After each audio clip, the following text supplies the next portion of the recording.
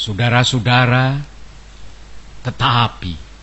tetapi memang prinsip kebangsaan ini ada bahayanya. Bahayanya ialah mungkin orang meruncingkan nasionalisme menjadi chauvinisme, sehingga berfaham Indonesia überaus. Inilah bahayanya. Kita cinta tanah air yang satu, merasa berbangsa yang satu, mempunyai bahasa yang satu. Tetapi tanah air kita Indonesia hanya satu bagian kecil saja daripada dunia. Ingatlah akan hal ini. Kita harus menuju persamaan dunia, persaudaraan dunia. Kita bukan saja harus mendirikan negara Indonesia merdeka, tetapi kita harus menuju pula kepada kekeluargaan bangsa-bangsa. Justru inilah prinsip saya yang kedua.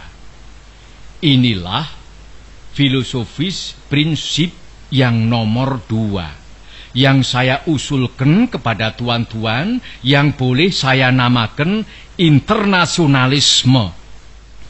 Internasionalisme tidak dapat hidup subur kalau tidak berakar di dalam buminya nasionalisme. Nasionalisme tidak dapat hidup subur kalau tidak hidup dalam taman sarinya internasionalisme. Jadi dua hal ini, saudara-saudara, prinsip 1 dan prinsip 2, yang pertama-tama saya usulkan kepada tuan-tuan sekalian adalah bergandengan erat satu sama lain. Kemudian apakah dasar yang ketiga? Dasar itu ialah dasar mufakat, dasar perwakilan, dasar permusyawaratan. Negara Indonesia bukan satu negara untuk satu orang, bukan satu negara untuk satu golongan, walaupun golongan kaya. Tetapi kita mendirikan negara semua buat semua, satu buat semua, semua buat satu. Saya yakin bahwa syarat yang mutlak untuk kuatnya negara Indonesia ialah permusyawaratan perwakilan. Dengan cara mufakat, kita perbaiki segala hal, juga keselamatan agama, yaitu dengan jalan pembicaraan atau permusyawaratan di dalam badan perwakilan rakyat. Apa-apa yang belum memuaskan, kita bicarakan di dalam permusyawaratan. Prinsip nomor 4 sekarang saya usulkan. Saya di dalam 3 hari ini belum mendengarkan prinsip itu, yaitu prinsip kesejahteraan, prinsip tidak akan ada kemiskinan di dalam Indonesia merdeka. Maka prinsip kita harus, apakah kita mau Indonesia merdeka yang kaum kapitalnya merajalela, ataukah yang semua rakyatnya sejahtera, yang semua orang cukup makan, cukup pakaian, hidup dalam kesejahteraan, merasa dipangku oleh Ibu Pertiwi yang cukup memberi sandang pangan kepadanya? Mana yang kita pilih, saudara-saudara? Kita sudah lihat di negara-negara Eropa adalah badan perwakilan, adalah parlementer demokrasi. Tetapi tidakkah di Eropa justru kaum kapitalis merajalela? Di Amerika ada suatu badan perwakilan rakyat, dan tidakkah di Amerika kaum kapitalis merajalela? Tidakkah di seluruh benua barat kaum kapitalis merajalela? Padahal ada badan perwakilan rakyat. Tak lain tak bukan sebabnya ialah oleh karena badan-badan perwakilan rakyat yang diadakan di sana itu sekadar menurut resepnya Franse Revolusi. Adakah keadaan yang demikian ini kita kehendaki? Saudara-saudara, saya usulkan, kalau kita mencari demokrasi, hendaknya bukan demokrasi barat, tetapi permusyawaratan yang memberi hidup, yakni politik ekonomi demokrasi yang mampu mendatangkan kesejahteraan sosial, yaitu bukan saja persamaan politik, saudara-saudara, tetapi pun di atas lapangan ekonomi kita harus mengadakan persamaan, artinya kesejahteraan bersama yang sebaik-baiknya. Saudara-saudara, apakah prinsip yang kelima? Saya telah mengemukakan 4 prinsip. 1. Kebangsaan Indonesia. 2. Internasionalisme atau perikemanusiaan. 3. Mufakat atau demokrasi. 4. Kesejahteraan sosial. Prinsip yang kelima hendaknya menyusun Indonesia merdeka dengan bertakwa kepada Tuhan Yang Maha Esa. Prinsip ketuhanan bukan saja bangsa Indonesia bertuhan, tetapi masing-masing orang Indonesia hendaknya bertuhan. Tuhannya sendiri. Yang Kristen menyembah Tuhan menurut petunjuk Isa Al-Masih, yang Islam menurut petunjuk Nabi Muhammad Sallallahu Alaihi Wasallam. Orang Buddha menjalankan ibadatnya menurut kitab-kitab yang ada padanya. Tetapi marilah kita semuanya bertuhan. Hendaknya negara Indonesia ialah negara yang tiap-tiap orangnya dapat menyembah Tuhannya dengan cara yang leluasa. Segenap rakyat hendaknya bertuhan secara kebudayaan, yakni dengan tiada egoisme agama. Dan hendaknya negara Indonesia satu negara yang bertuhan. Marilah kita amalkan, jalankan agama baik Islam maupun Kristen dengan cara yang berkeadaban. Apakah cara yang berkeadaban itu? Ialah hormat menghormati satu sama lain.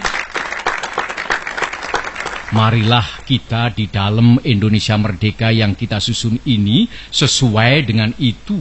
Menyatakan bahwa prinsip kelima daripada negara kita ialah ketuhanan yang berkebudayaan, ketuhanan yang berbudi pekerti yang luhur, ketuhanan yang hormat menghormati satu sama lain. Hatiku akan berpesta raya jikalau saudara-saudara menyetujui bahwa negara Indonesia merdeka berasaskan ketuhanan yang Maha Esa. Saudara-saudara, dasar-dasar negara telah saya usulkan. 5 bilangannya. Inikah Pancadharma? Bukan. Nama Pancadharma tidak tepat di sini. Dharma berarti kewajiban. Sedang kita membicarakan dasar. Saya senang kepada simbolik. Simbolik angka pula. Rukun Islam 5 jumlahnya. Jari kita 5 setangan. Kita mempunyai panca indera. Apalagi yang 5 bilangannya? Pendawa 5. Pendawa pun 5 orangnya. Sekarang banyaknya prinsip kebangsaan, internasionalisme, mufakat, kesejahteraan, dan ketuhanan. 5 pula bilangannya. Namanya bukan Pancadharma, tetapi saya namakan ini dengan petunjuk seorang teman kita ahli bahasa. Namanya ialah Pancasila. Sila artinya azas atau dasar. Dan di atas kelima dasar itulah kita mendirikan negara Indonesia kekal dan abadi.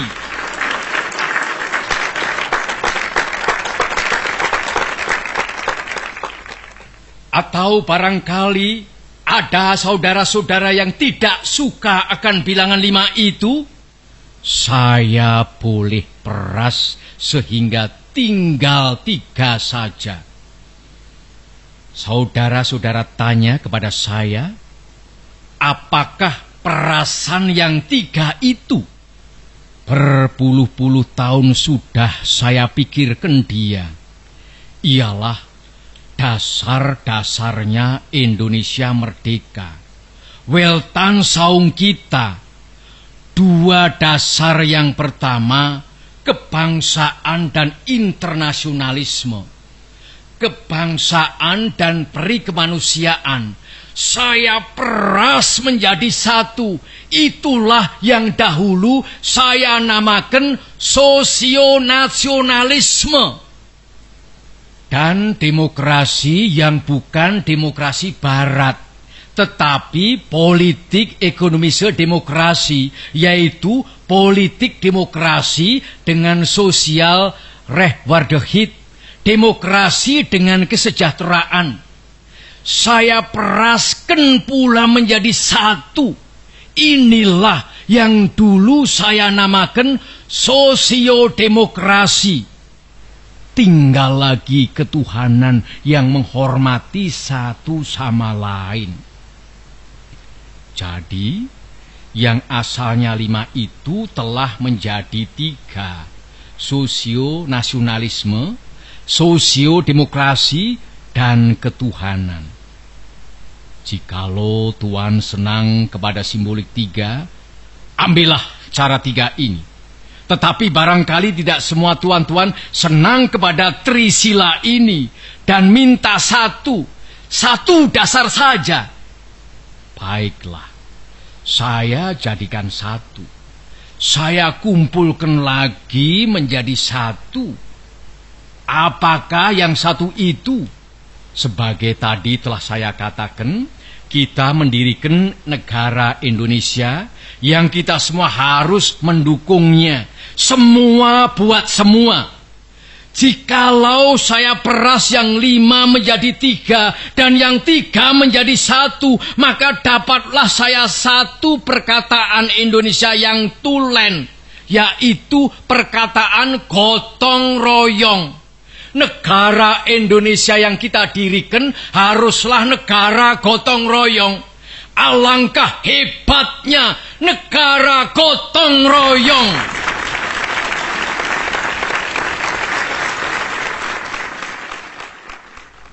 Marilah kita menyelesaikan karya, gawe, pekerjaan, amal ini bersama-sama. Gotong royong adalah pembantingan tulang bersama, pemerasan keringat bersama, perjuangan bantu binantu bersama, amal semua buat kepentingan semua, keringat semua buat kebahagiaan semua, holopis kontol baris buat kepentingan bersama. Itulah gotong royong.